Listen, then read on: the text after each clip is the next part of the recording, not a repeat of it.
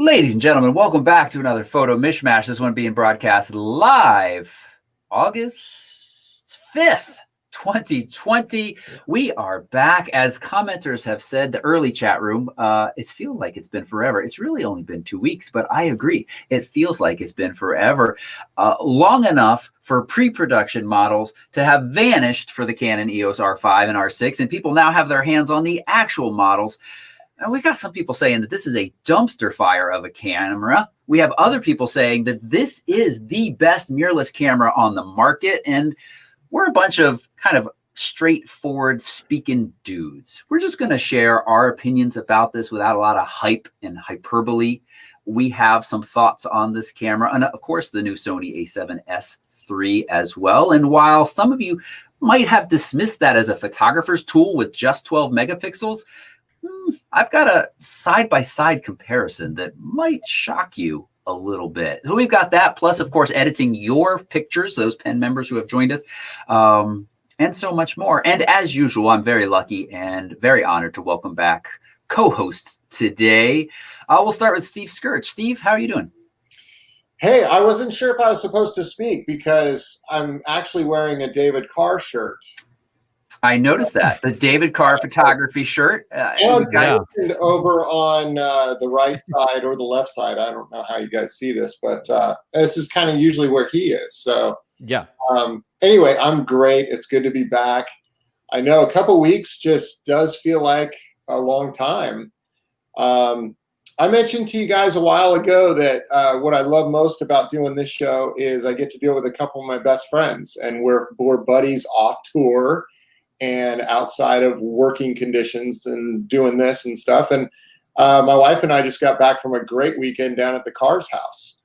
We got home Sunday night. We went down Friday, got home Sunday night, and just had an awesome time. So a big public shout out to David and his wife, Jennifer, for hosting a really, really great weekend. We had a blast. It looked like you guys had fun. Yeah, we did. It was an interesting weekend in some ways, but we had a great time. Really great time. I just love hanging out with you and Renee, and Jennifer and I had an awesome time. It was fun. So nice. The interesting part, I don't necessarily need to get into, but we kind of witnessed something kind of tragic happen in the mountains of North Georgia. So I probably shouldn't have even brought it up at all, but it was just it put a little damper on the weekend. But other than that, we had a great time. We ate some great food, and we had some really wonderful conversations. So. Nice. Yeah. Nice. Okay, good. Yeah. You know, I went to the lake yesterday with the kids. It's a beautiful little spot, a little bit further of a drive. I have no idea what you were referencing with the event in Georgia, but there's a seaplane that comes in towards this lake like he wants to land, and then all of a sudden he starts to turn. And the distance was so deceiving. I watched him turn towards these mountains and thought, I am going to watch this plane slam into those trees over there. Oh my gosh. It looked so close. I think it was pretty close because there was a really sharp bank towards the end of his turn that looked a little bit sharper than planes usually take, but there was no plane crash. So, and I could enjoy my week the day at the lake. Good. For those that are curious, just a real quick way to say this, we pulled up to this stop, and there was a bunch of activity in the parking lot right next door. And there was rumors that somebody had gotten hit by a car or something like that. Well, that wasn't the case. Somebody had actually just committed suicide, and we got there kind of maybe as it happened or right after it happened. And so all these officials came on and stuff. And fortunately, we didn't see anything. But, being that close to a flurry of activity with something that tragic that has happened and seeing people get questioned and stuff like that, it was very surreal. I'll say that. It definitely was. Yeah. That's tough. Let's pivot from that to happy news and welcoming the chat room. The chat room always makes this show much, much better than just us three dudes sitting here talking about wearing cool t-shirts and talking about, camera stuff. So thank you all for joining us so much. If you're a pen member already, thank you especially. If you're not a pen member, consider joining. We're running a fantastic offer for new members for a year, just $24. You can learn all about that, photorec.tv/pen. Pen is the easiest way. That's PEN. And that price includes access to all of the videos that we have, the weekly Tuesday tips, new videos that come out every single week. Steve, you and I sat down yesterday morning and recorded the image review for the month of June. So we're a little behind there, but that's a fantastic way for you photographers to get this kind of really high level detailed feedback on your photos. Now that didn't go out yet, right? No, it's I'll publishing it out. I have to finish editing it. And no it out this problem. evening. I just didn't want to cough out any spoilers. As we say, they're always those fantastic images, a lot of fun. And also, if you're a Pen member, of course, you get to submit images to this show and get our feedback. We're a little bit quicker, faster in this show, really designed to kind of teach you Lightroom, plus give you some initial feedback on your images. But that plus access to the photography group where you can post to get feedback or post questions. Like today, Andrew asked, he's trying to look at alternatives to Lightroom, DxO or Topaz, and kind of weighing those out. And so we get to talk about all of that. And just, I'm really proud of what we offer, and I love the community. It's a fantastic group of people. And as I said, many of them are in the chat right now. Thank you for joining us. Thank you. Yes, thank you. Including, I see Jason watching. Jason, just a shout out. Every time I see Jason's name, anywhere he comments, I have to tell people, you got to go to his channel and watch his Antarctica video. It is, how long? It's like 2 or 3 minutes. It's a super short, but just incredible, awesome view of what an Antarctica expedition is like. So yeah, he's probably the best time-lapse photographer I know personally. Absolutely. Fact, he is. His time lapses, he's been doing them for years, and they're just amazing. And it's so good. He's just a great guy to have on tour. He's a really cool dude. I love his family. And so shout out to you, Jason. Great to have you here, and keep up the great work. It's always awesome to see what you're up to. Yeah. And I see, not to single out individuals, all of you are fantastic, but I also see John Mayfield in the chat as well. He's a Pen member, and from time to time, we let Pen members who are interested share out guests' posts on topics that are of interest to them. We've had Chuck do one on deep space astrophotography in the past, and John just did one on his write-up. Very simple, very straightforward write-up on how he used Topaz products to restore some old photos. Which, it's just very nice. Thank you, John, for taking the time to do that. That was shared out yesterday. And I think people found that valuable as well. That's cool. Thank you, John. Yeah. And Roy is in the chat room as well. Thank you, Roy, for hanging out there. And he will be collecting any questions that we'll get to towards the end of the show. This is a relaxed, informal show. I think most of you watching this know that. If you've got questions, put them in there at any time. If they catch our eye while we're talking, then we might answer. But otherwise, Roy does a fantastic job of not missing any of them, and we will get to them at the end of the show. Cool. Yeah. I'm disappointed, not in the EOS R5 or R6, but in falling prey to an Instagram influencer who posted how delicious these wave sodas were. They're basically LaCroix with a little caffeine in them. And I was like, hey, I kind of like LaCroix. It's all right. They taste terrible. I have never had a LaCroix in my life. What? Wait, what? I offered you LaCroix like 8 times on the trip the other day, Steve. No, and that's not why I turned it down. It's just I don't really drink soda much. Yeah. And I've got a couple of my favorites if I'm really craving a soda. Yeah, right. But yeah, never had a LaCroix. I am so addicted to those things when I'm working in the yard or whatever, because there's no calories, there's no nut, there's no artificial anything.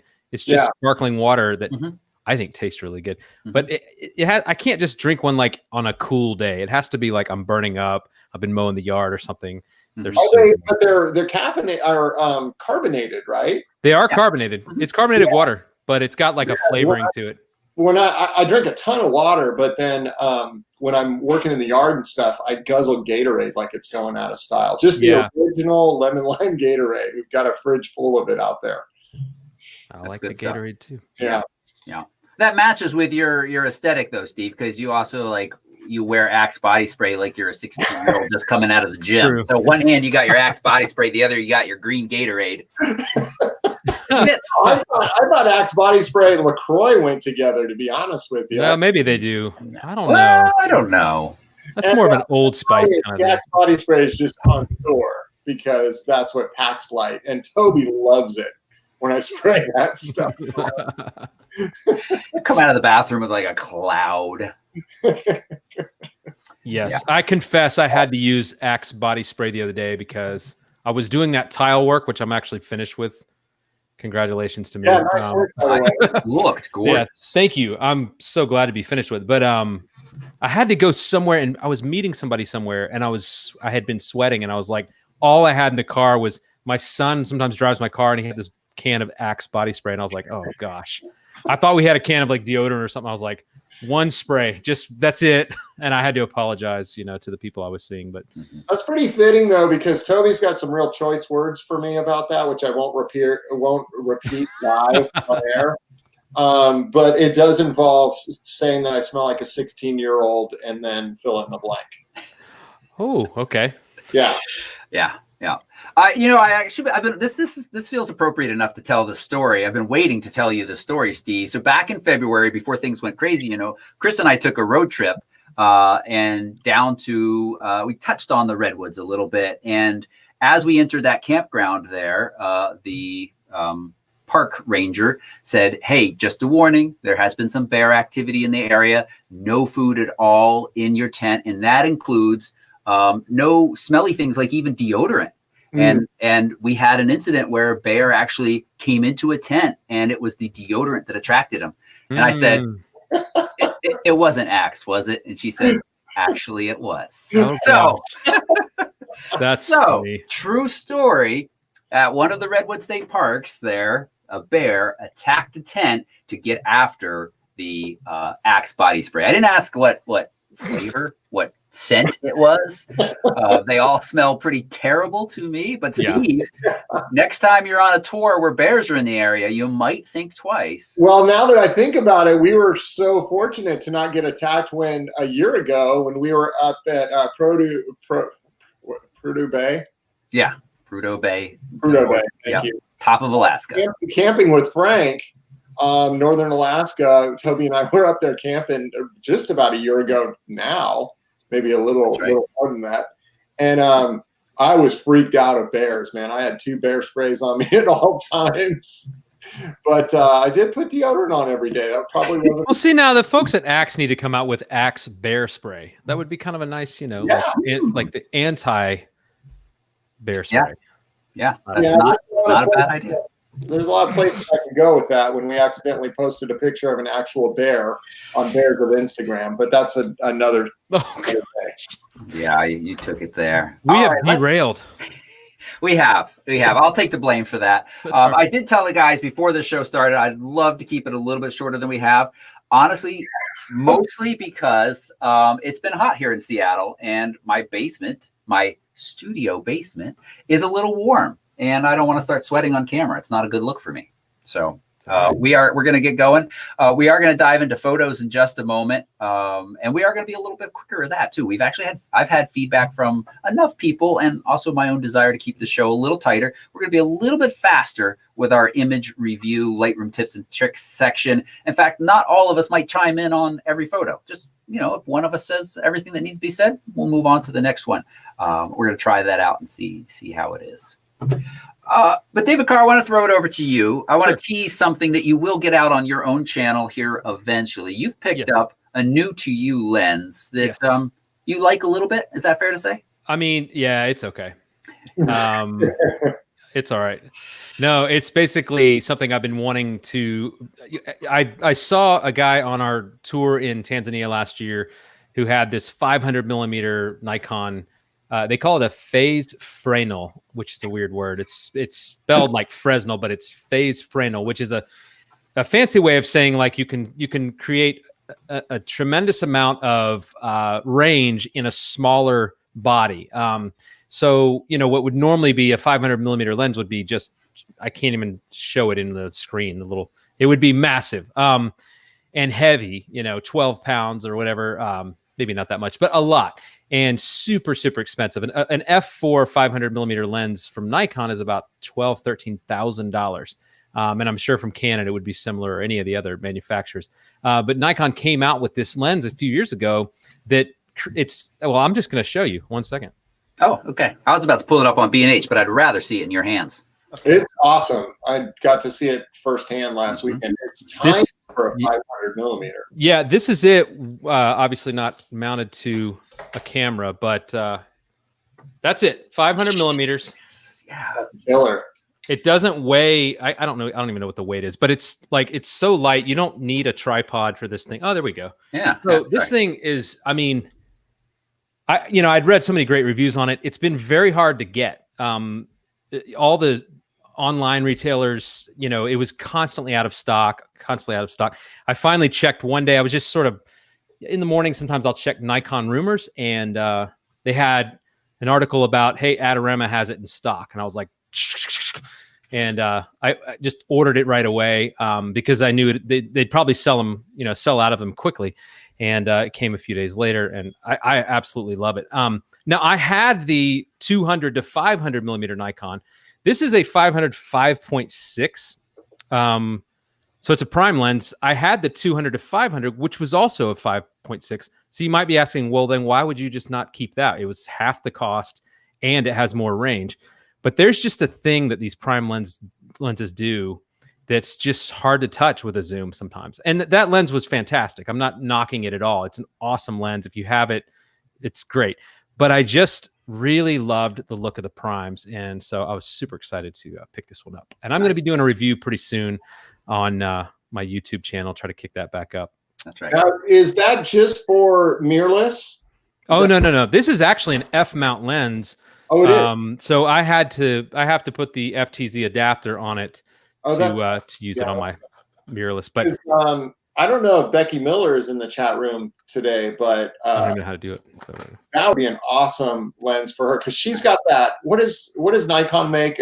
300 to 500. 200. They make it, 200 to 500. That's what I was saying I had, and I loved it. But that thing is huge and heavy, and then it telescopes out really, really big. And then you've got, if you're out in the elements, whenever you bring it back in, you're bringing in rain or whatever else is. So not that that's a game changer, but this thing is just awesome. I absolutely love it. It's all about the image quality in the end, and it's fantastic. Nice. Yeah, I worked with her a number of times in Antarctica and Tanzania, I believe, in the Arctic, with that 200 to 500. And she hardly ever takes it out of her bag. In fact, I think she kind of stopped taking it on wildlife tours because it was so massive. And I would shoot with it, or I'd hold it. She's got the D850 and that lens on it. I mean, it's just enormous. And so something like that would just be awesome. Yeah, and the other thing too is I had with the 200 to 500, you're thinking, well, I've got all this range. I can go from 200 to 500. But I guarantee if I look through my Lightroom catalog at the metadata, I guarantee 95% of the shots I took with that lens were taken at 500. Because I feel like we're always wanting to get in closer and closer. And so I just thought, and I've got that 300 millimeter that I rave about as well. And this is kind of like the big brother to that one. So loving it. Nice. Good.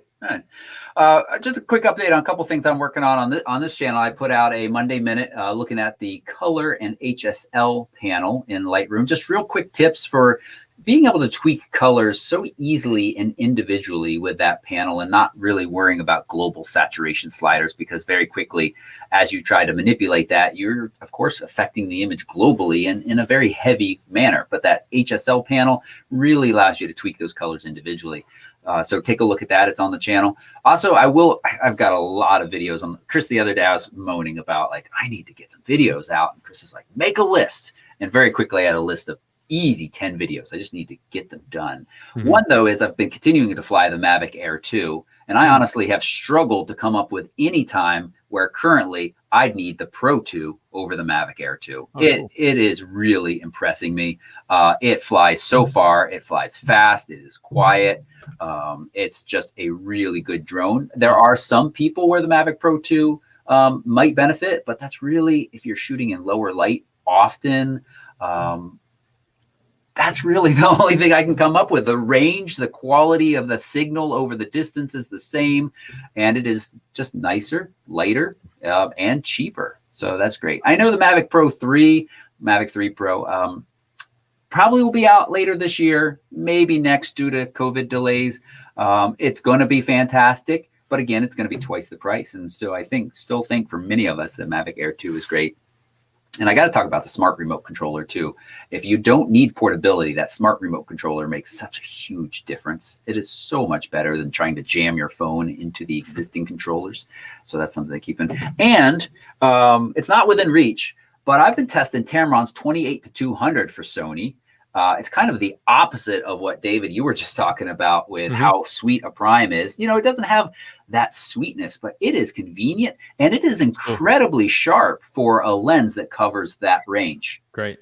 But it has one issue. I'll just spoil it. You know, those who are watching this, I know you'll come watch my review when it's done too. It has the same problem I've had with all Tamron FE lenses at release, and that is it doesn't always focus. They all have a little hiccup now and then. And it takes a firmware update from Tamron for it then to work completely well. I saw that with the 28-75. That was actually mostly on the video side. It didn't affect photos. Then their 17-28 wide angle, which I'm very happy with, but it needed a firmware update before it focused all the time 100%. And now this 28-200 does the same thing. And here's the gotcha with it is it reports that it's got focus. And sometimes it's close enough that you think it has, but then you zoom in to check. No, it missed focus. So you really, it's dangerous. It's dangerous. And a lot of reviewers aren't mentioning this. And I think I didn't notice it until I've been shooting with that lens now. I've held onto it for about 5 weeks. And it took me a couple of weeks before I noticed, hey, it is not always focusing. And now I've confirmed that it doesn't always focus in some tests. And so that's an issue. So watch out for that. They should sell it with, bundle it with Topaz software. For those times we miss focus for you, here, fix it. Oh my gosh. Use it for the first 6 months till the firmware update comes out. That's like Canon saying you can just blow a fan on the R5 or whatever. Right? Yeah. And we got a lot of people tuned in right now. They're waiting to hear more about that. So we'll get to that. But let's dive into the section of the show we enjoy a lot. But as I said, we're going to speed up a little bit. Sure. And that is where we share some Lightroom tips and tricks with your pictures. So we are going to go right over here to Lightroom. And we'll just start with this very first one that we've got up. But let me maximize screen real estate. That was another Monday Minute that went out a little while ago. It's how to get more space. As I've been using, as you see in my little thumbnail, I've been using this tiny little Dell to travel with. And screen real estate is of a premium. I am generally happy with this, though. As you see, I'm still using it. Good. But if you're not working on a big iMac like I've got right here, then it's nice to watch that video and learn how you can get a little bit more space out of Lightroom. And I think what we'll do is solo that out. Okay. All right. First up, we've got Caitlin Barker's Milky Way shot. We've got 3 beautiful astro photography shots to talk about today. And so this very first one, the first thing I noticed, Caitlin, is lovely framing of the Milky Way, lovely anchor point with this nice green tent lit from the inside evenly, not too bright. I imagine, for those who haven't done this before, the light in the tent has to be very, very faint. Yeah. Otherwise, it is just blown out. So you've really balanced this all very nicely. The one thing that I'd love to see more of is just a tiny bit of space before the tent. It's just got that little strip of dark, it's right on the bottom. And we talk about if you framed this, you might lose a little bit and then you're actually cutting off the tent. So that's one thing to watch out for. The other is, this is one of those tricky kind of compositions in that your tent seems nice and sharp in focus, and it's very close to the camera. We don't have any metadata for you, so I'm not sure what you were shooting at. The trees are at another distance, and they look pretty good. And then we're just starting to see a little bit of the Milky Way and the stars, maybe not being quite as sharply in focus as they could be. I don't know if you guys can see that coming through. A little bit when you zoom in, but it's pretty impressive that things that close and far away are as sharp as they are with the shot. Yeah. Creating some space. I know we don't have time, but I would take this into Photoshop and I would just create a little extra space down there at the bottom. Yep. Or you can clip out the tent and just kind of move it to a different spot to create some space around it. But That's pretty heavy lifting for Lightroom. Yeah, that's true. That's a good point, Steve. It wouldn't be hard to add a little bit of space down here because it's basically all silhouette and shadow, and you should be able to extend that pretty easily. Yep. Nice. Yeah. And then, I don't know. I don't really have anything else to add other than giving it a little bit of space down there. I think this is a nicely balanced exposure and composition. Well processed too. Good job. It really is. Nicely done, Caitlin. All right, we're going to move on. We were just talking about Becky Miller and her heavy 200-500. I know she didn't shoot this with the 200-500. This was on our appropriately social distance workshop just 2 weeks ago. Wow. In Bodie. That was my first time to Bodie. Oh, that was cool. I knew it was going to be good. It's just a cool place. And for us to be the only group there after dark. But I was pretty blown away by just how cool the experience was. Very, very neat place to be. And of course, with the Comet being out, we set up to shoot the Comet in one of their next to one of their more iconic buildings. This is the Methodist Church. And I think this is pretty nice. Yeah. I'm looking at this photo and I mean, at least the way I'm seeing it, I don't see a whole lot that is, that I want to see differently other than and there may be more detail in that bottom left of the photo. It's a lot of dark area there, which is fine that it's dark. I just don't know if there's some detail to pull out, or maybe there is detail and I'm just not seeing it. But I mean, as I'm kind of just giving it a good once over, that's the only thing I see that I'm like, I wonder if you could do something with that. But other than that, I mean, it's such a cool structure. And I mean, the fact that you have a comet there, I mean, if there was no comet off to the left, you wouldn't want to have that much of the sky showing, but that adds such a nice piece to it. I don't know. Yeah, I agree. There is some more information in the shadows. I think that's a good point. I'm just bringing it up a little bit with the shadow slider, both local and global, to get a little bit more out of that. Yeah, I mean, it's just about subtlety. It's not, obviously not exposing it necessarily full on, but yeah, I think it's nice. I think you could go either way. You start to get a hint of, hey, this building isn't just all by itself. There's another structure back there, and we're seeing just enough of that. And I think that's nice balance.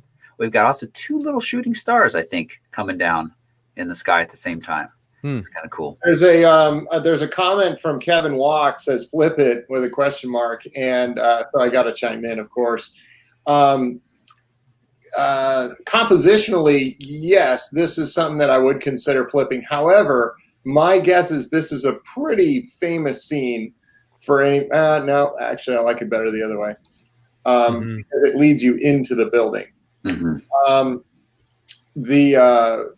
the point I wanted to make is that I'm guessing anybody that's been to Bodie or shot from this place, I'm guessing knows this location pretty well and what it looks like and where you stand. So you got to be really careful about that. If it's a place that somebody, and buildings in particular, something that somebody's going to recognize, it's usually not a candidate to flip. Plus, you'd be flipping the Comet, which I think is pretty.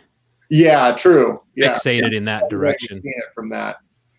Yeah. And it's nice, Becky, you captured not only the Comet, but you did it well enough that we've got a little bit of that extra tail that comes off the side as well. So nice job here. That's at 24 millimeters.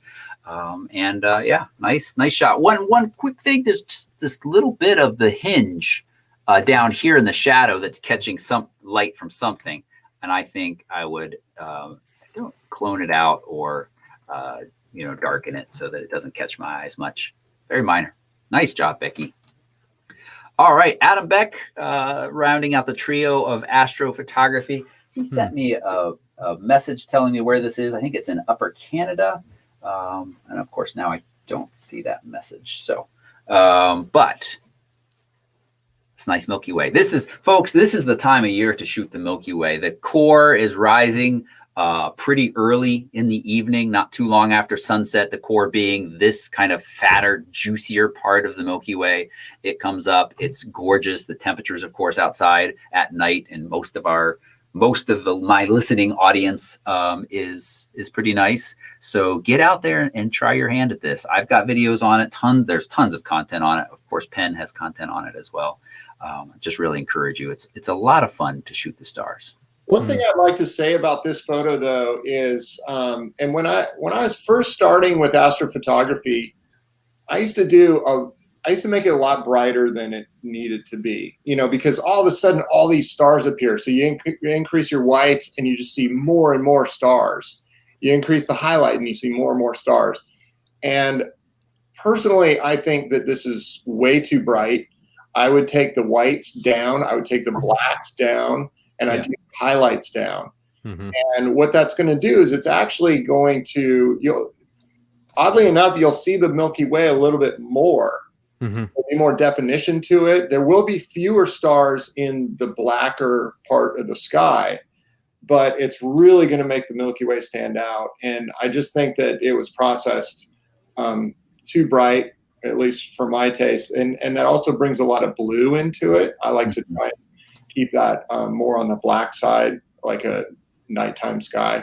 There's a lot of blue in the nighttime sky, so you have to just be really, really careful about the way you process astro photos. Getting the shot, once you get the process down, is quite simple, but processing astrophotography is an art in and of itself as well. Yeah, definitely. Yeah, I think that's a good point. I used to tend a little bit more blue than I do now, and I think when you back off the blue a bit, it allows the colors in the Milky Way to show up better.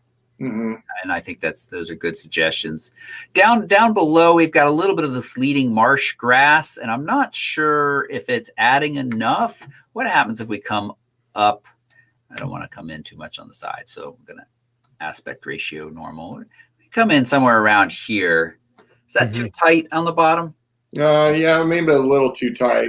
Yeah, it's kind of like I don't know. It's pick your poison, because I agree. I felt like the grass didn't necessarily need to be there.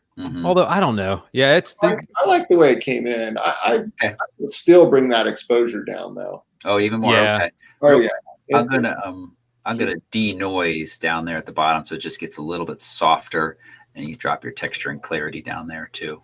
And let's just do a little bit more global overall exposure down. And highlight down a little bit more. Yeah, because I'd want the brightest part to be the Milky Way.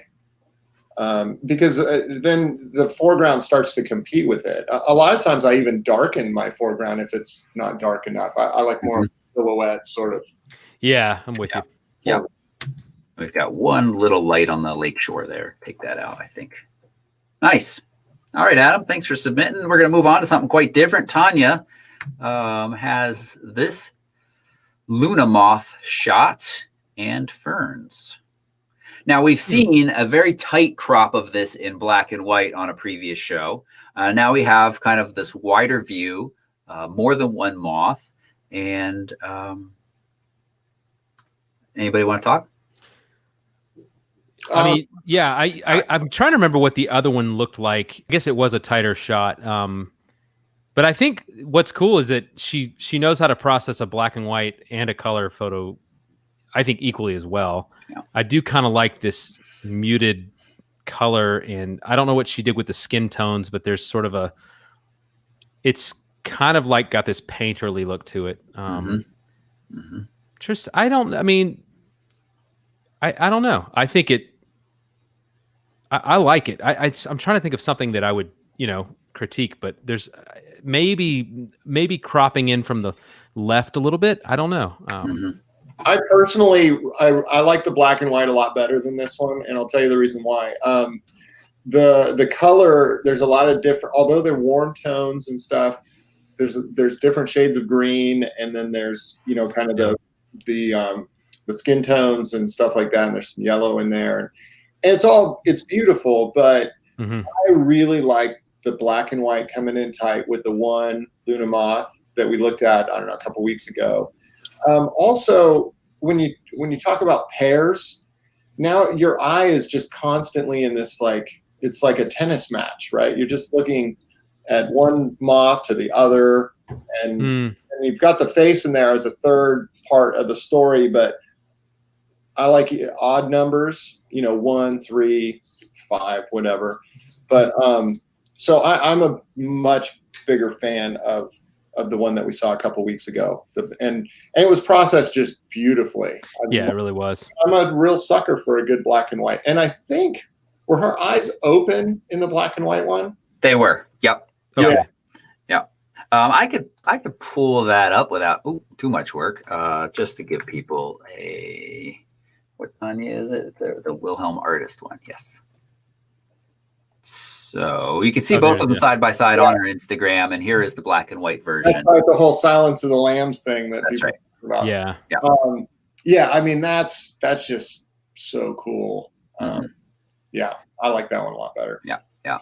Yeah, I think so too. And my critique is just, we do have this fern that I don't know. Is it coming out of the shoulder? It just, all of these are connected to the ground. They're rooted. And then this one here. Yeah, I was wondering about that. I'm not sure. But gosh, I love the Luna moths. And I do agree with the guys that the black and white is nice. Thank you, Tanya. All right, Robert, here comes the sun. Wow. Mm-hmm. Man, that's pretty. Man.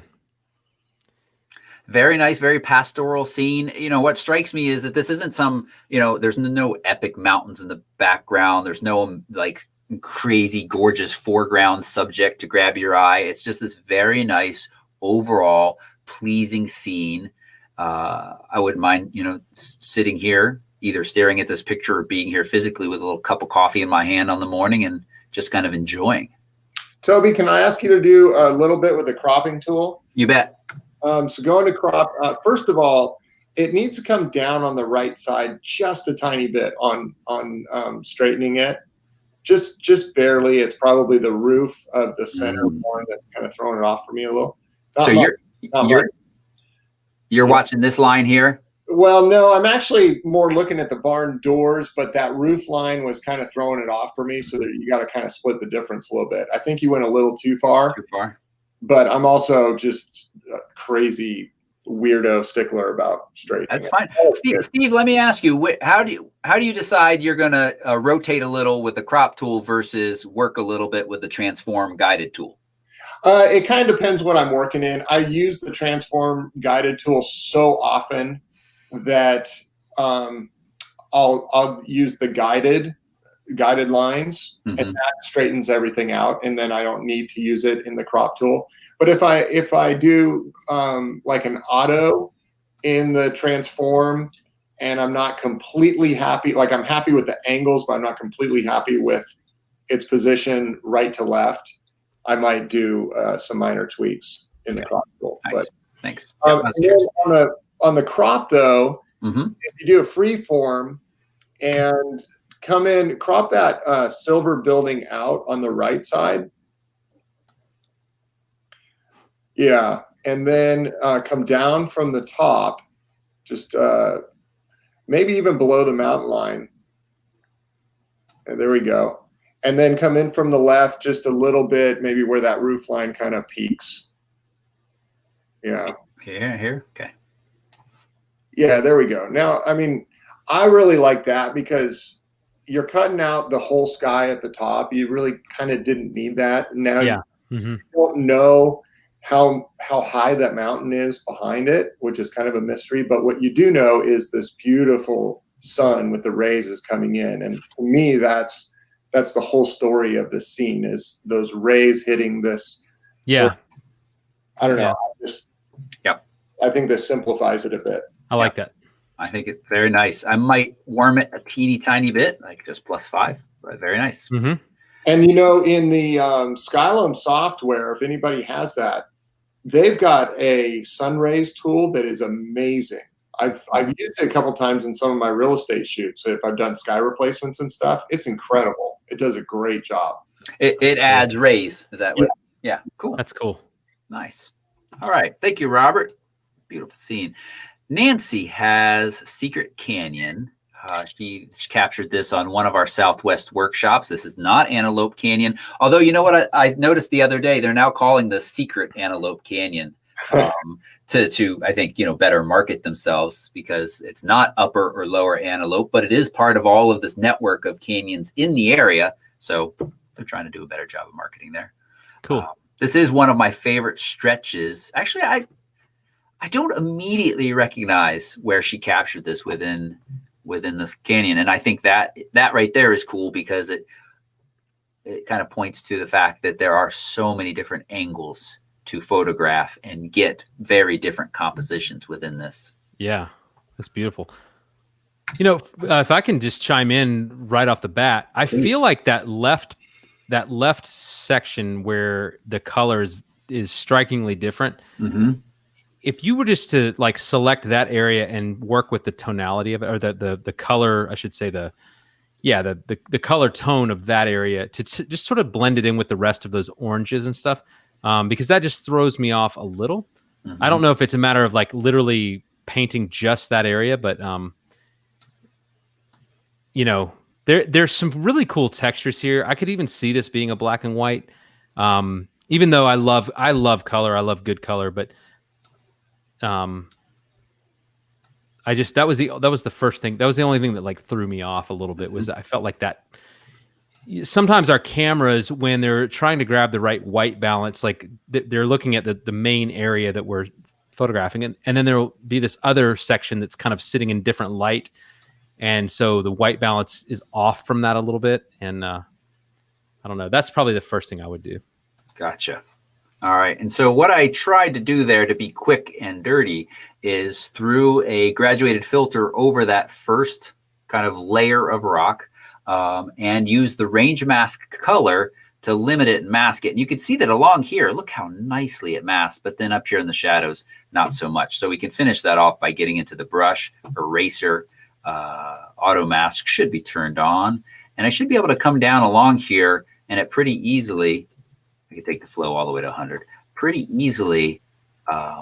Yeah, that's cool. Take itself off. So we are affecting only the portion of rock that we want. Even if we bring this out further now, it still doesn't color further out until you go really far.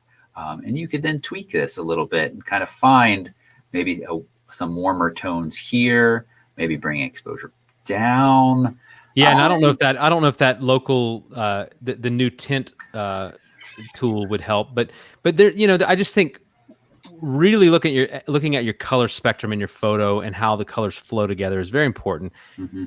And then I would also say, just like in the right third of the photo, it kind of gets dark, and maybe you could kind of bring some of that detail out just to give it this evenness throughout the photo.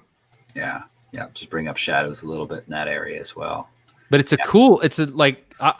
think it would be hard to take a bad shot in this area. That's such a cool space, and it's just all about maximizing what you have there. It is. Yeah. And I think with pretty quick work while you're talking now, I don't know if I love what I did here as far as matching the color, but you can see that without too much work, I pretty significantly changed the color of that rock to get a little closer to what we have further in. Yeah. Cool. Nice shot, Nancy. Julie Scott, a butterfly shot. Very nice.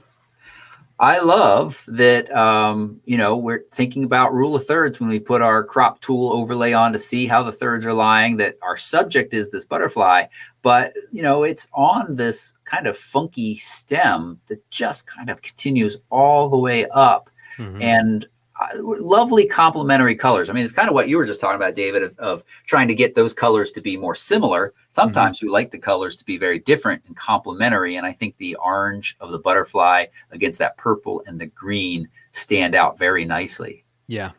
So some could argue, hey, the subject should be the butterfly, and maybe you could crop in a whole lot, make it about just the butterfly. But I don't know. I think leaving that space for that extra stem because of the color play here works fairly nicely. I like the stem, just kind of throws me off personally. Yeah. I would probably do a freeform crop, and I'd go more horizontal with this. Just come all the way down from the top, keeping the butterfly in the third. Yeah, there you go. Yeah. Yeah. And then, maybe even something a little narrower than that, like a 16:10 sort of ratio, or maybe a 16:9. I don't know if that is, what is that? Is that 16:10? That's 16:9, I think. 16:9. Yeah. It might be a little too tight. Mm-hmm. But I like that because I really want to focus my attention on the butterfly and that purple flower that's behind it. And I don't really care about the stem and where it's ending. I could totally see why somebody would keep that in the picture. Mm-hmm. It looks cool and everything, but it really, for me, detracts away from the butterfly. And then once my eye is up there, it just wants to leave the picture. Yeah. Okay. All right. Fair enough. You're a stem hater. That's okay. Yeah. I like butterflies more than stems. I know. I think that's good feedback. Roy adds that, you have this leaf poking up over here and it's so clean over here. A little Photoshop work, you could get rid of that as well and really have this much more minimalist picture of butterfly on stem. I think that's a good suggestion. The only other thing that I think I might suggest is that we have this slightly off color back here, and it's probably the side of a building or something. I think I would like that to be whiter. So yeah, I could see that. I would work at trying to clean that color up a little bit and watch my color HSL panel. You should be able to come into the HSL tool, saturation, and see if you can just kind of, well, see, you're ended up losing part of the moth as well there. So you might want to have to mask it via the color and then bring that area down. Cool. Thank you, Julie. Sue Stevens has First Light Cadillac Mountain. Oh, Sue, were you? Was Sue on that trip with us? I don't think so, and I also don't think we had this kind of sunrise. We had a cool sunrise, but it wasn't like this. Yeah, that's Olympic. Is that what we do? Yes. No. Sorry, this is Acadia National Park over in Maine. Oh, Acadia. Yeah. Yeah. I feel like I've been cropping the heck out of people's photos this go around, but again, I would freeform this one. First of all, Sue, the way you process this is totally cool. I love the silhouette. The colors in the sky is absolutely beautiful. So I don't think I would change any of that at all. No. I would just freeform crop it. I'd come in from the left side and cut out, the little islands and stuff that's in the water. I'd come up from the bottom so that the ground is kind of your leading line right about there. And then I'd come down from the top a little bit because, kind of lightens up. There you go.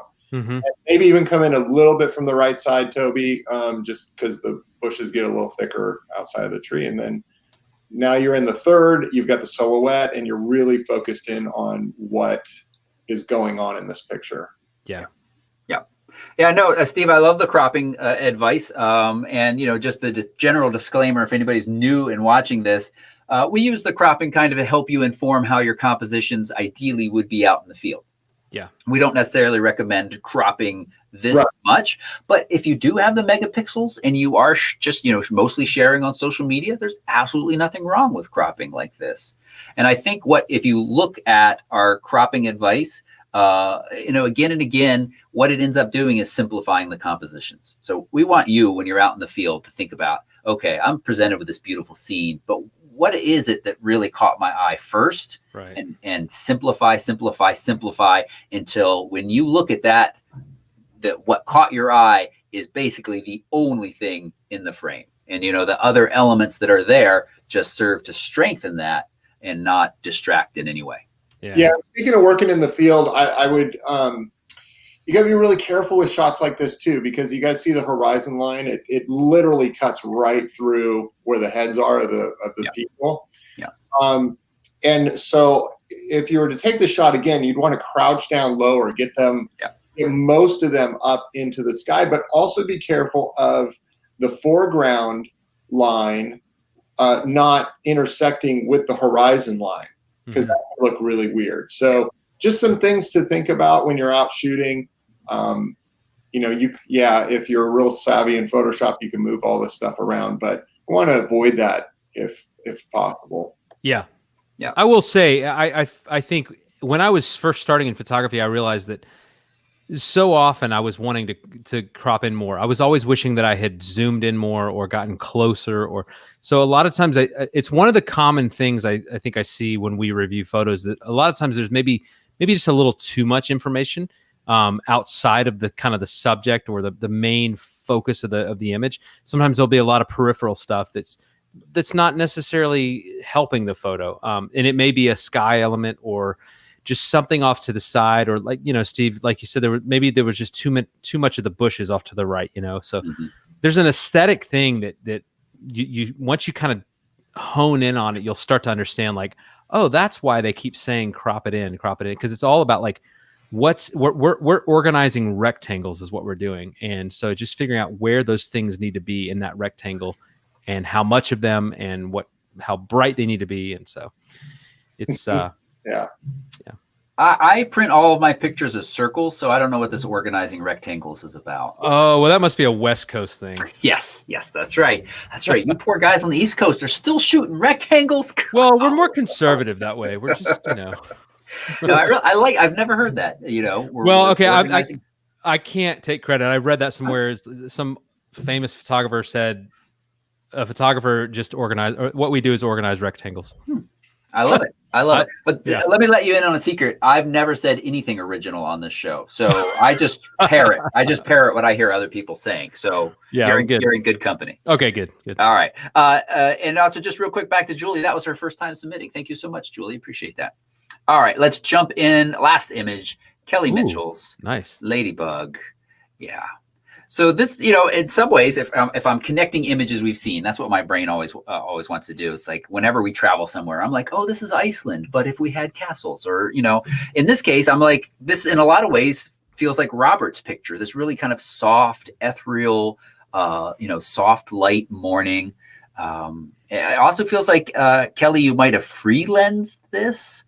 Or use the technique to give you. We've got a very strong vignette up in the corner, and really kind of funky out of focus elements to the image. I think all combined for a nice artistic image. Yeah, I would lose the vignette though. Yeah, I agree. I said that, and I was looking at it, and it draws your eye up there.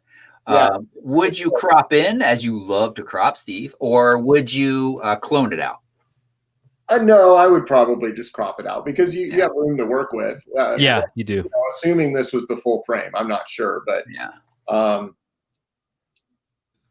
would probably just kind of crop it in. And the second reason I would crop it in is I'd want to get in just a little bit tighter on this. I love I don't know if that's plants or flowers or whatever that the Ladybug is on. Those just look so cool to me. I'm a big mid-century modern kind of guy, and it's got this real like mid-mod sort of look to it. Yeah, it's cool. And it's neat, and especially with the colors. But that vignette in the upper left was just totally throwing me off because it's just a dark shade that isn't found anywhere else in the picture. Mm-hmm. Yeah. I think this is really nice. And great thought. We get technical and say, the subject isn't ultimately sharp, but overall it has that aesthetic to it, which I think makes that totally okay. This is an art-like piece. You think that's fair? Yeah. Cool. All right. Hey, thanks everybody for submitting your images. If you were watching this and you're not a Pen member, you should become one. You get valuable feedback. I think what you just saw, if you're still watching, you probably found this valuable, or maybe you really hope that we're about to dump on the Canon EOS R5 and R6. And so you're waiting for that drama, but no, really, I mean, we really enjoy this. We love seeing the work. Everybody just submitted fantastic images. Yeah. Gave us great stuff to work with. And we want to see more different names in the group. No offense to those who submit. Thank you. But I love it when we get first time submitters and people join the community. And we've had a good summer of folks joining us. So we want to continue that. And it's just a fantastic community. Again, photorec.tv/pen to learn more. All right, let's talk about these new Canon cameras and the Sony camera as well. Again, I want to tease that Gerald Undone did a side-by-side comparison between a 12 megapixel camera and a much higher megapixel camera. And you are going to have a hard time telling them apart, even when you zoom to 400%. So we'll get to that in a moment. I'm going to start with you, Steve. David Carr, no offense. You're a Nikon guy. You just waxed poetic about your Nikon lens. And, you know, it's not your job to stay up on Canon camera gear. Okay. Actually, I tell you what, I changed my mind. What have you heard about these new cameras? Me? Well, sorry, I was just giving some love to Mike Lens. I missed that. I was looking at the camera and I missed what you were doing. I was just caressing. Yeah. I need to go caress my bank account. No, I have heard, if you're really asking me, I will be completely honest with you. When I first heard about the R5, I had an inclination to think about, like, what if I switched to Canon? Because it sounded like such an awesome camera. And not because of the 8K video. I mean, I know that's like their selling point. I don't even really care about that right now. But just to be this formidable, strong option in the outside of Sony, and I love Sony. I'm not anti-Sony, but it just was like, wow. I mean, Nikon, you better step it up if Canon's going to release something on this level. And you know, not that I'm going to switch, but because the cost to do that would be kind of insane. But it sounds amazing. But I've just been hearing some rumors about some problems, and so I'm like, wow, what do we do with that? So yeah, we actually have the one headline. Let me read you this one headline: severe Canon financials, profits drop 94%, and the EOS R5 recall would be the ethical thing to do. This is from EOS HD. I feel like somebody, Andrew at I think I've met him at one of the Sony events too. I don't know. I feel like he's got it out for Canon right now. He is really pissed. And I think the reason why is because you mentioned, you heard, hey, it has 8K video. A lot of videographers, when Canon teased this, and this is what the big tease, if you remember, when they started talking about this camera, and Steve, we'll get to you in just a sec. When they started talking about this camera, they didn't tell us how many megapixels. We had to kind of deduce that from the fact that it shot 8K. They were like, it's 8K video. And a lot of us were like, whoa, really? But what's the catch? And they were like, there's no catch. And I think they did themselves a big disservice in marketing this. Because as you have said, there have been some issues people have been talking about. And I think enough people are talking about the issues that it's making photographers nervous. They really shouldn't be. This is if you're a videographer, this camera is a bit of a dumpster fire. It's not good, but that is completely separate, more than any other camera has been in the past from issues with photography side of things. So I'll come back to another review soon. And I also see people in chat, when am I going to get mine? Hopefully soon. I hope to have my hands on a review unit soon.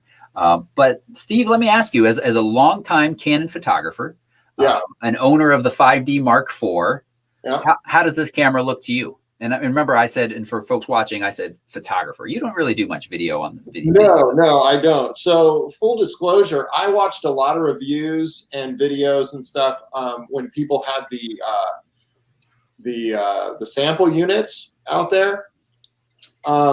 I haven't watched anything since they've actually gotten their hands on the camera that you're going to purchase. So I'm a little out of the loop. And then I was down at Carr's house over the weekend, so all I heard about was Nikon.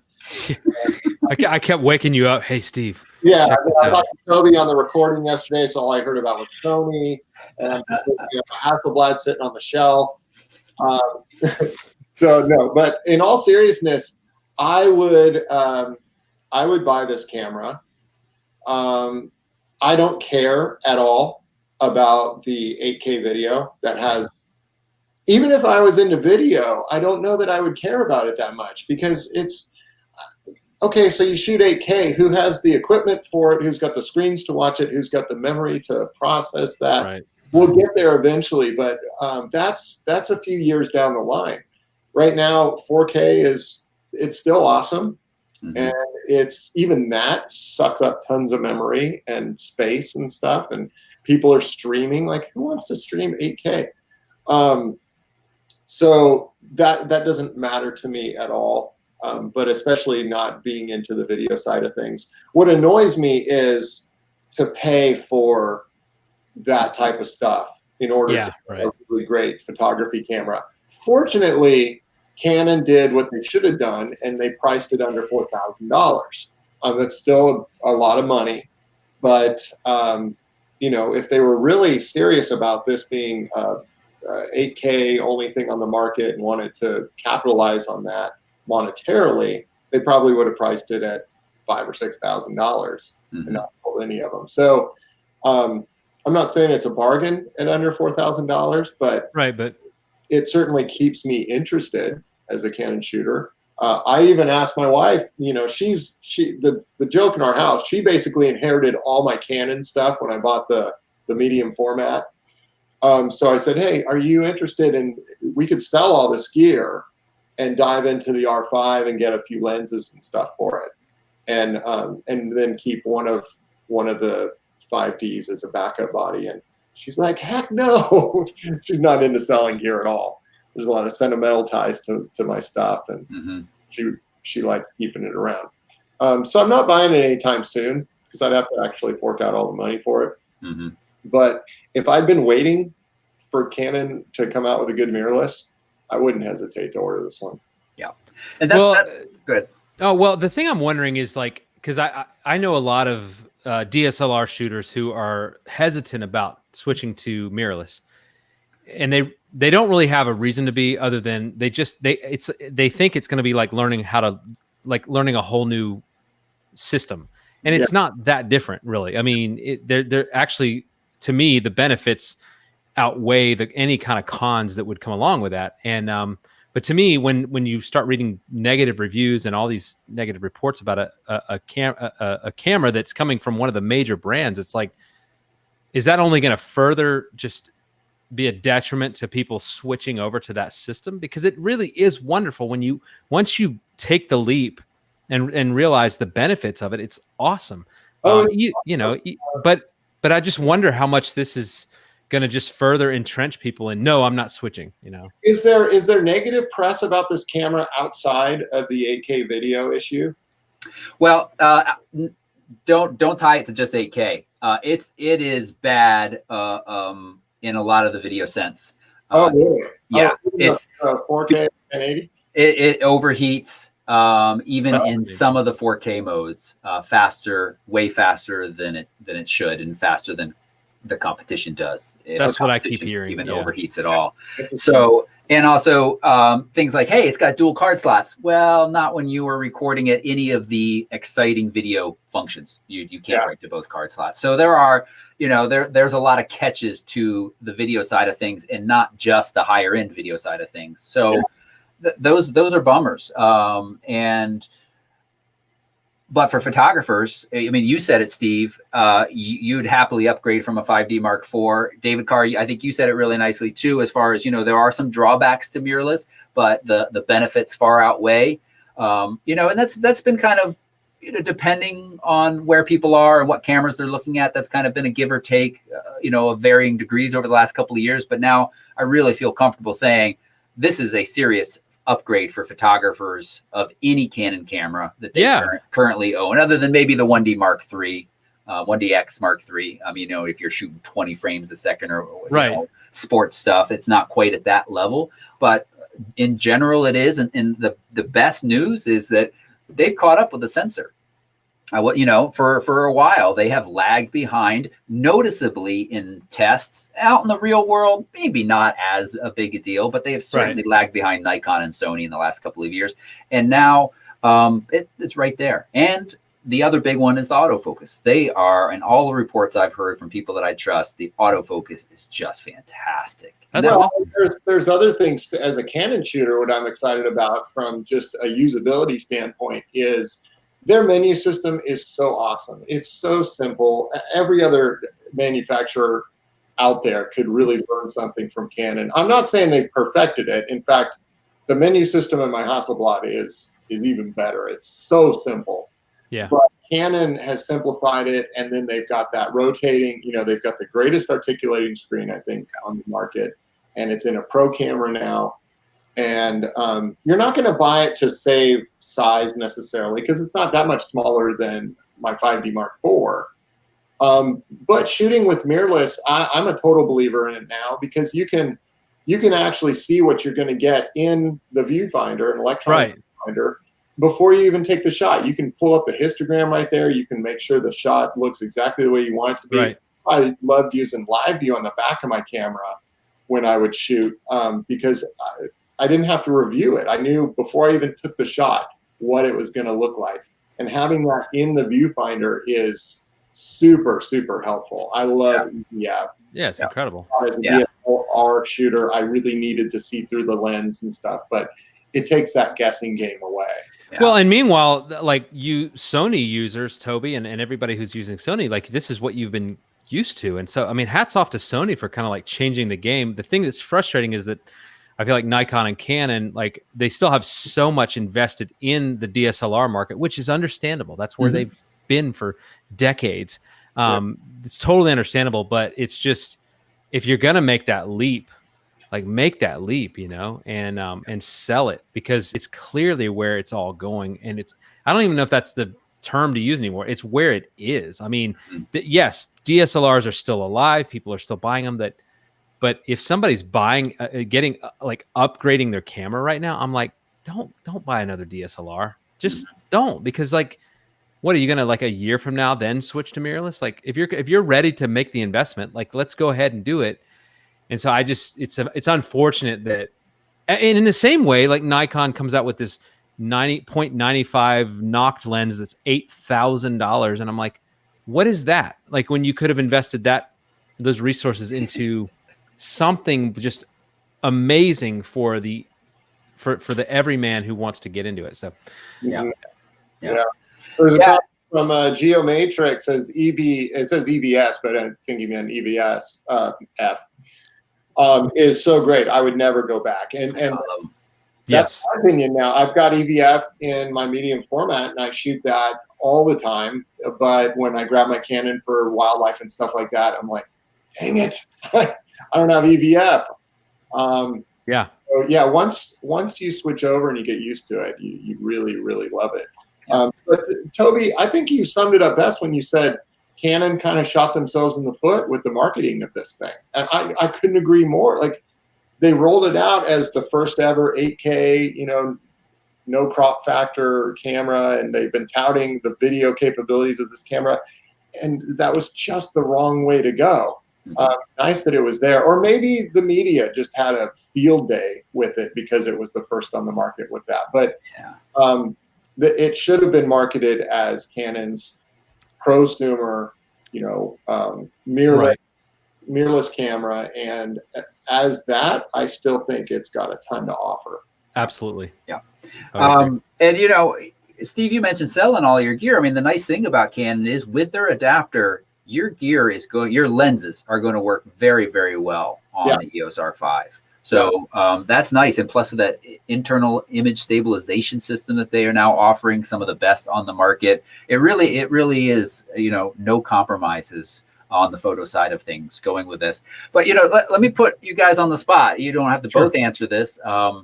This is the question I was asked recently. The 5D Mark IV is sitting at what, like 2,200, 2,000? I mean, that's a lot of camera. It's the DSLR. It's probably the last DSLR that Canon's going to make of the 5D series.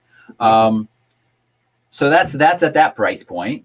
If someone's looking to upgrade into Canon full frame, they have that option, or they have basically this EOS R6, which is a step back in megapixels, but otherwise technological improvements, or they can step all the way up to the R5.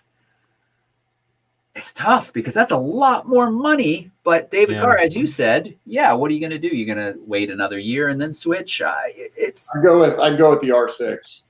Yeah.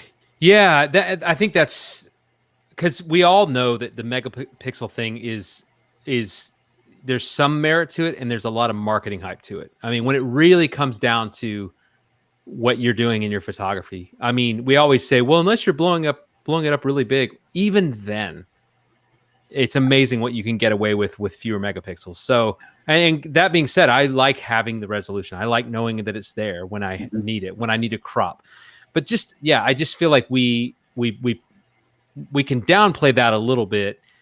And it just, I mean, again, the EVF thing is huge, as Steve was saying. Just being able to see that preview And that's one reason I got rid of the D850 last month, was because I know it's a fantastic camera. It's awesome. Like it got amazing reviews. People love the D850. I love the D850, but I got so used to shooting with the mirrorless and the Z6. I was like, well, man, I don't want to have one camera that can do that and another one that's still stuck in like older technology, even if it can technically produce amazing results. It was too hard for me to switch my brain from one to the next. And so I just wanted all one system that would move in that direction. And I don't know. That's where I come from on that. So even though there are downsides, even though there's one card slot, even though the autofocus isn't quite as robust, it's getting better. It's still a fantastic system. Yeah. The benefits outweigh the drawbacks for you. Yeah. Sounds good. Yeah. I think, and somebody else asked me the other day, hey, R5 or R6, you know, and of course, when I get asked a question like that without any context, it's hard, but I think the R6 is offering a fantastic value. Yeah. Yeah. Yes, it is a slight. If you're going, you want to get into the mirrorless world, you want to get a full frame, you want to go full frame with Canon, and you're kind of new to all of that, and you've got $2,000 or $2,500 to spend on a camera body, I'd say the R6 all day long. Yeah. So, you know, the R6 and the 5D Mark IV are fairly similar in price right now. I think the R6 is an investment in new technology that's going to last you a number of years. Right. 5D Mark IV is still a great camera at $2,000. And like you said, there's a lot of camera for that money, but it's what, 4 or 5 years old now. So, you know, you do have that to contend with, and eventually you'll probably end up migrating over to mirrorless someday in the future. So why not just dive right into that now? And the R6 is the best way to do that without, you know, getting into that $4,000 range. And, Toby, I'm curious because you've reviewed the Canon mirrorless stuff. I mean, I know in the Nikon world, the Z lenses are superior to the F-mount lenses. Even the top of the line F-mount lenses, gold ring, no matter what, they're just superior in the Z mount. They're so sharp. There's like zero fringing or any of that stuff. Is it that way in the Canon world as well? Pretty much across the board. The RF lenses are fantastic. Now, I think this is pretty true in Z. Although the Z mount, you have some smaller primes and affordable lenses. Other than that, Nocta silliness. Yeah. We don't have 1.4s and stuff like that yet. Yeah, yeah. It's not. I don't knock it too much for that. But Canon is still lacking, I think, in kind of the affordable lenses. Okay. Yeah. And that's really one of the drawbacks of going into the RF system. If you're not bringing over some Canon lenses of your own to use with adapters to try to make that financial switch over more manageable. They are expensive lenses. Yeah. Well, and they're fantastic. Well, the Z mount kind of like pro level lenses are, I mean, they're all pro level, but like the ones that like the 24-70 2.8 that I always talk about is just, I mean, I saw one review on it that compared it to the F mount that just blew it away. And I was like, well, that's worth it to me. And I think that's just where they're headed with that. And so that's another reason to like, I understand if somebody's like tempted, oh, I can get a 5D Mark IV for $2,200. I totally get the temptation for that. But if you start to invest in the mirrorless system and realize that it's not just about the camera, it's about the glass and everything. And yes, it's pricey, but you will be shooting with some of the most epic gear that's ever been made. You know, it's just phenomenal stuff. Yeah. And so, yeah, I do want to just provide a counterpoint, though. One of the things somebody asked me, hey, are you going to switch back from Sony? I was a longtime Canon shooter. The 5D Mark III was the last Canon major DSLR that I owned.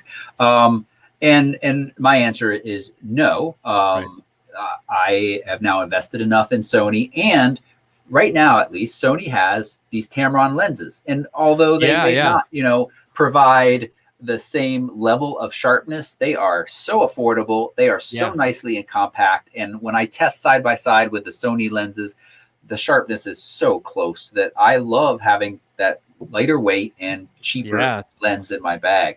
They need to figure out the firmware issues though. But there's a lot to be said for that. Absolutely. Yeah. So, I mean, I think that as we see these systems mature from both Nikon and Canon, we will see better third-party introductions of lenses that give people more options.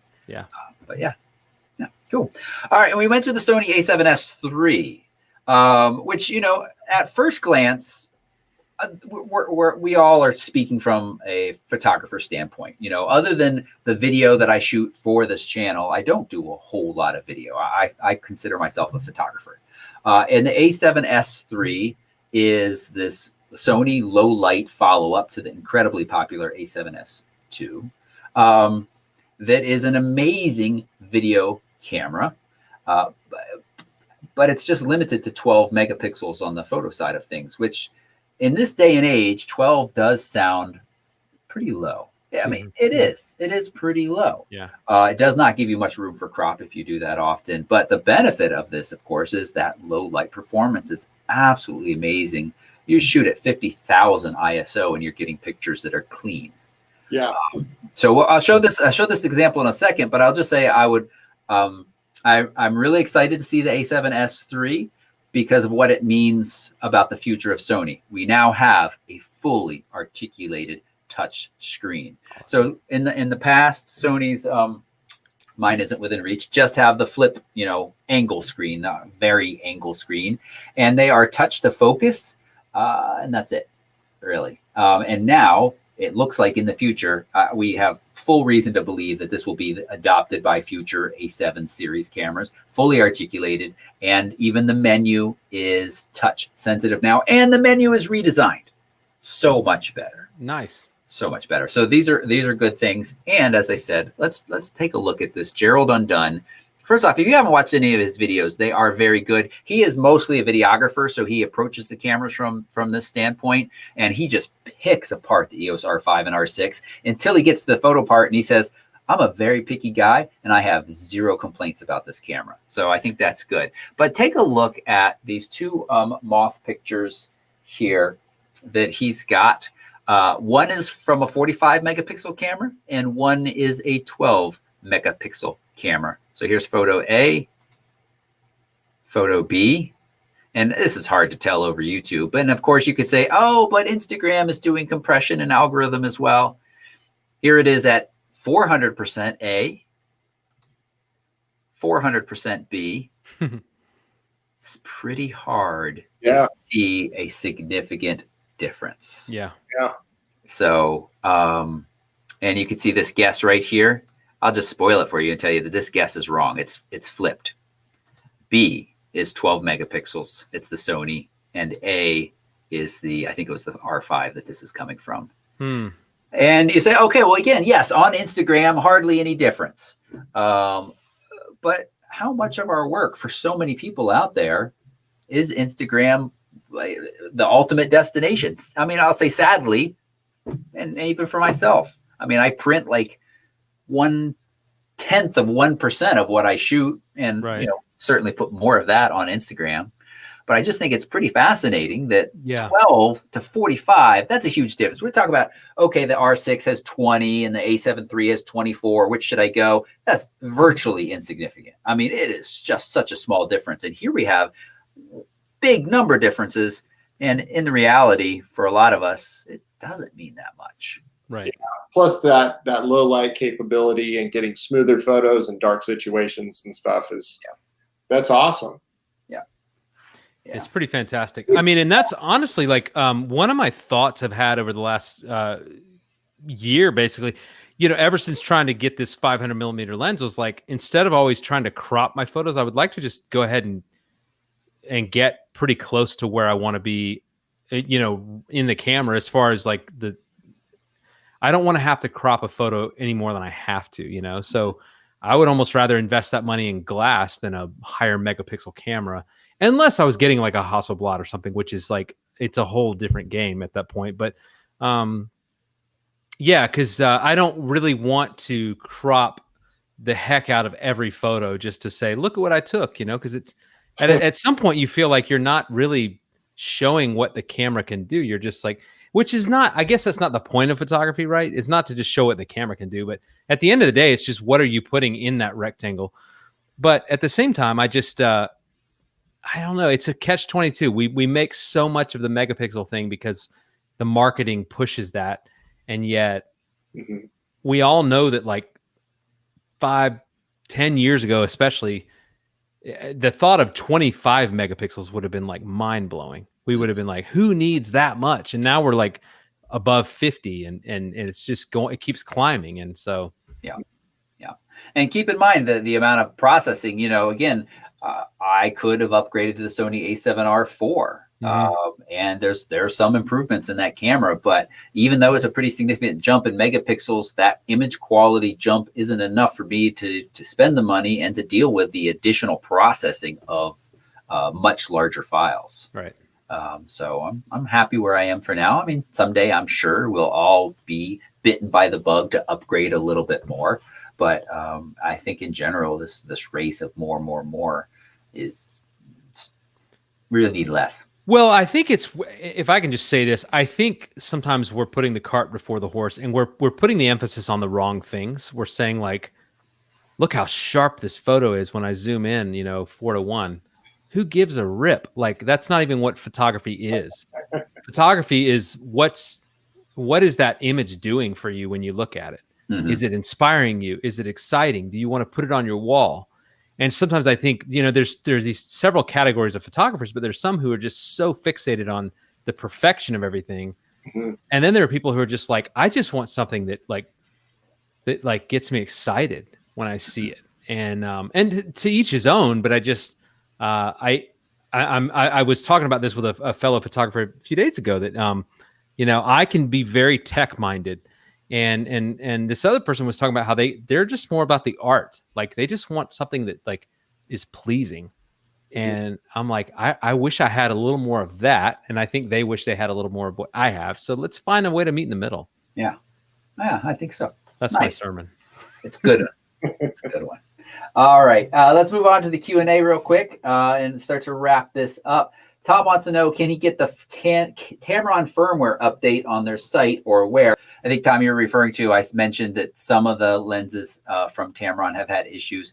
Yeah, should be on their site. I know they have updates for the 28 to 75, and I think the 17 to 28 too. I'm pretty sure I updated that lens because I no longer have focus problems with it. Nothing for the 28 to 200 yet that I've heard about, but I feel like they need to release something. Paul wants to know, will Sony come up with an update to include bird eye focus? Because that is, on the autofocus side, Canon has stepped up and really added basically eye focus. And it's what you have to remember what these Canon cameras are doing is basically subject recognition. They're like, oh, that's a head. Oh, this is where the eye should be. Because I've seen it lock on to creatures, both Canon and Sony. Even if they turn and then turn back, it's going to grab onto where the eye should be, even if it's obscured by hair or fur or something like that. Some of Sony cameras have had an update that further improves that eye AF and does even include birds. I've seen my a7 R3 lock on to birds, not in flight. I've never seen that level of autofocus. I'm not sure that Canon is there either, but I think it is very close. So make sure you're updated to the latest firmware, Paul. I'd be surprised if we get additional firmwares for the current cameras that are out, other than maybe the A9 Mark II, because they want us to buy new cameras. So I bet the major firmware updates we got will be it, and the next generation will have this next generation of autofocus that you'll want to upgrade to. Yeah. And Tom says, is it rare that you might need to do micro adjustments on your AF? Sony a7 III camera, not happy with focus. It's incredibly rare because of the way mirrorless systems work. And that's one of the other big benefits that David Carr, you were alluding to. The focusing system and the sensor are the same. And so you should not ever have to do micro focus adjustments unless you're using some adapter. Otherwise, it's not a thing. Right. Yeah. So, Tom, if you're not happy with the autofocus, something else is going on there that we need to talk about. And I know you're a Pen member, so we can talk about that and try to narrow that down further. Yeah. And that's it. Jeremy Hayes says, I've been using the R5 for birds in flight, and it's insanely good. I'm so happy. And Brian Scanlon said this a while back, that the current Z with all of its firmware updates, the new R5 and R6, and the Sony a7 R3, R4, A9 Mark II, they really are very, very similar. And that's so nice now because we can say, what's one that's going to work best for you? There's no like, hey, this one would work, but you're going to suffer X, Y, and Z drawbacks, or this one will work for these people. It's really, if you're already in one of these ecosystems, I can very happily say you are in a great ecosystem. Continue in that ecosystem. You don't need to look at the other ones to jump ship and move, although that's fun too, but you don't need to do it. Yeah. It's so true. Yeah. All right. And Geomatrix, real quick, suggestion for the best lens with the Sony a7R to do astrophotography, Milky Way. Oh, there's so many. You missed a couple of episodes ago where I was complaining about my job being so hard because there's so many freaking good lenses for astrophotography and Milky Way. If I just had to pick one, I mean, the Sony 20 f1.8 is very, very good. And I love that focal range and that lens. It's very good, but there are a lot of others too. Geomatrix, if you want to send me an email, I could point you to a couple other write-ups I've done where they include a few more lenses because there are other budgets to consider, but that 20 from Sony is a nice, easy pick. I still love the Sigma. What was that, a 14-1.8? The 14-1.8. But Steve, have you shot with a 20-1.4 at all? No, I don't think so. We got to get you back out on one of our Astro workshops and shoot with that lens a little. I'm starting to lean a little bit more towards not quite as wide, but that 14 is great. I'm taking a lot of star shots with at 24 millimeters. Yeah, I've got a 14-2.8 for my Canon. I love that. That's a great star lens. But let's see. I've actually been doing a lot more astrophotography with the Hasselblad, and my wide angle there is the equivalent of 16.5. Nice. So pretty wide. Yeah. I've also taken some with the 45, which is more like like a 35. Yeah. Right. And been happy with that too. So you don't have to go that wide, but that Sigma, of all the lenses that I have tried for astrophotography, it's just been my favorite. Yeah. Cool. It's a big, bulky lens too. So yeah, it is big and bulky. The other one I'm testing is their new updated 14-24 f2.8, which is gives you some nice flexibility in setting up compositions there. I've been really happy with that. As I was saying, there's a lot of really good choices. That's a Sigma, you're saying, Toby? Yeah, they've got an updated one, and it's affordable. It's $1,400. I've heard that's a great lens. Because I had the Nikon 14-24 2.8. And it was awesome, but I actually heard that the Sigma was even like sharper than the Nikon. I've been really happy with it. That's awesome. I don't want to give it back to them. Yeah, I'm sure. Okay. All right, everybody. Hey, chat room, thank you so much for hanging out with us. We really appreciate it. If you haven't already, give this show a thumbs up. And as a way of thank you, look in the links right down below for both David and Steve's Instagram and Facebook pages. Go follow those guys to see what they're up to day to day. Steve is a regular influencer on Instagram. I saw that comment early on. Steve says, I'm trying to learn how to be, or you're going to set up how to be an influencer without ever actually posting anything. Yeah, I'm going to lead a tutorial on how to be an influencer without ever posting to social media. Apparently that's me. Somebody dubbed me an influencer a while back, and like, I don't know what you consider to be an influencer, but I don't think I fall into that category. I haven't been doing much there, but I don't know if all of a sudden my business really needs it, I'll get all over it. Hey man, you've influenced me, Steve. And you're wearing my shirt. I mean, I'm not. This is a Steve Scurich photography shirt, but it's just I bleached this is a Steve Scurich photography shirt, but it's all been bleached out. So funny, they were black when I ordered them. But. Yeah, just lots of bleach, man. Yeah. Well, of course, you can follow Steve and see when he does ever decide to grace us with his influencing again at Scurich on Instagram. David Carr is at DavidCarr_photos on Instagram. And again, those are linked right down below. Gentlemen, thank you so much for hanging out with us this afternoon. Thanks, Toby. We expect we'll all be back with you next week to chat about whatever other dumpster fire of camera gear is out there. I don't know that term, dumpster fire. And, you know, I could make jokes about that. This is the joke I've seen. I could make jokes about the new Canon EOS R5, but I'm just not a fan. Get it? Because they did suggest pointing a fan at it at one point. That's just... yeah, I know. On that note, I'm going to say bye-bye, everybody. Thanks for watching. Give it